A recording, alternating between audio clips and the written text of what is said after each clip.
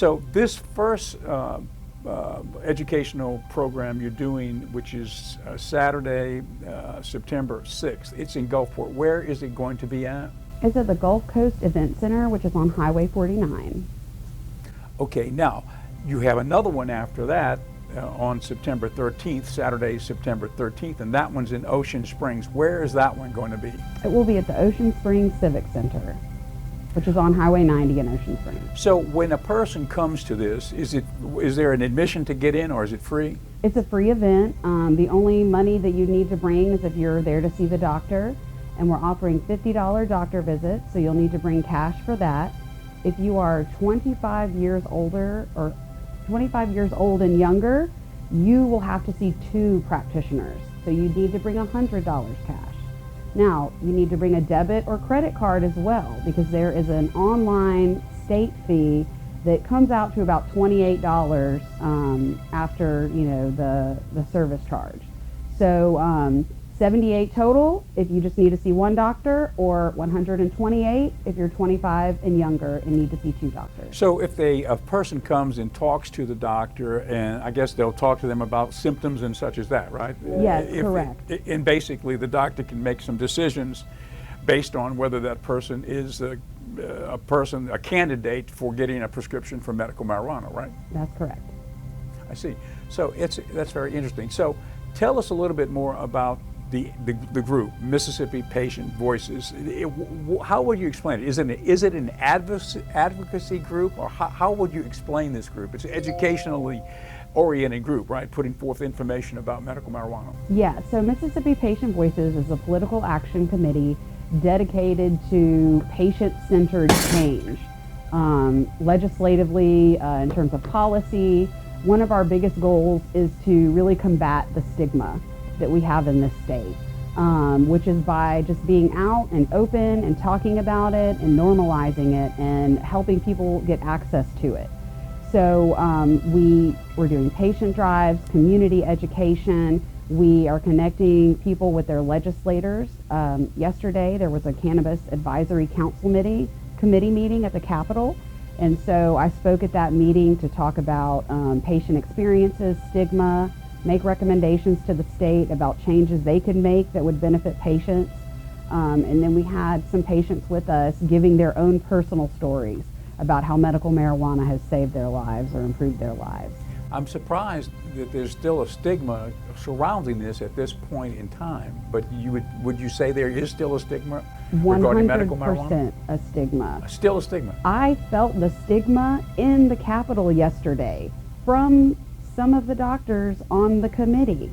There is a phenomenon that happens when you're speaking to certain officials about it, where they physically recoil, and you can see and feel their prejudice towards medical marijuana patients. And so yes, even at the advisory council level, the people on, not all the people, but some of the people on that committee are still perpetrating the stigma or perpetuating the stigma, and they might not even be aware of it. But we were able to address that yesterday at the Capitol. You would think that would be changing now, because marijuana is legal in many states, actually. Not even medicinal marijuana, but just across the board it's legal in some states. And then in many states, it's been decriminalized already, Yeah. But it's a slow wave, and it's coming through Mississippi. And then keep in mind that there were a couple of dozen counties that opted out of this program.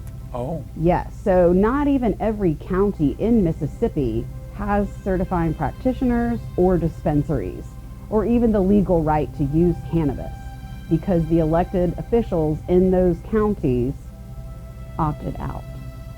So, the stigma is still there, especially in Mississippi, and we just got to keep talking about it. And I've encouraged the state to make public service announcements, because if they would talk to the public about their own program, I think the public would have more buy-in, knowing that the state endorses it. And I think people would feel more comfortable knowing that their state government has this program and that they're advocating for it. You know, I think, one of the strongest things that any of us could see is a veteran stepping forward, somebody who risked their life for this country and perhaps was even injured in the process, almost possibly lost his or her life, stepping forward and saying, this has helped me to regain my life. I mean, what more can you,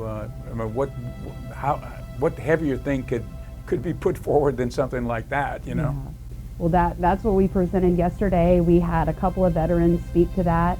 And then we had some people who aren't veterans, who some suffer from Ehlers-Danlos syndrome, PTSD, or, they talked about losing loved ones to cancer, where they were suffering through cancer and they didn't know they had access to medical marijuana, and could have lived their final days in a bit more comfort had they known. Right. So there are so many compelling stories out there, and that's part of Patient Voice's mission, is to get those stories out there and encourage people to tell their stories, because that's how you change minds.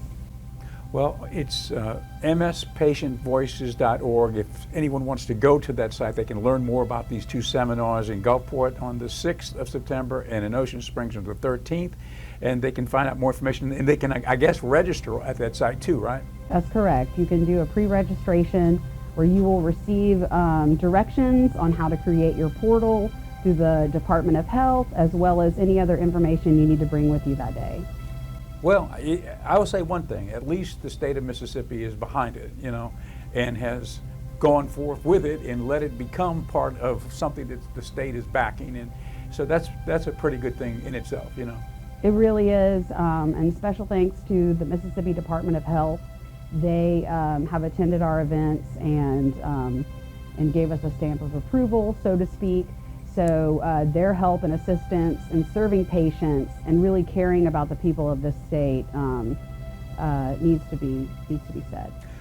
Well, Elizabeth, thank you, and we'll see you again soon. We'll talk a little bit more about the program, perhaps before the show in Ocean Springs. Okay. Thank you, Edward. Okay. Thank you, Elizabeth.